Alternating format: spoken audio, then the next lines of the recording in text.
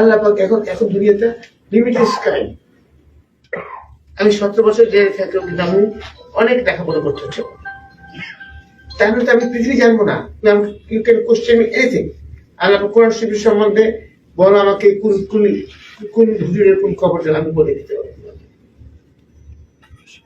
এখন তোমাদেরকেও ইবাদত বন্দেগী করতে হবে, 5 ওয়াক্ত নামাজ পড়তে হবে, আমল করতে হবে,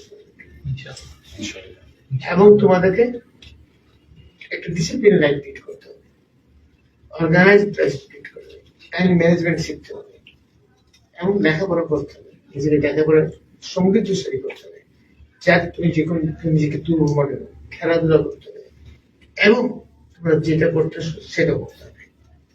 ওইটা করবো না, ওইটা করবো না, ওইটা করবো, ওইটা করবো হবে না। ব্যায়াম করতে হবে। ব্যায়াম করলে কনফিডেন্স বাড়ে, আত্মবিশ্বাস বাড়ে।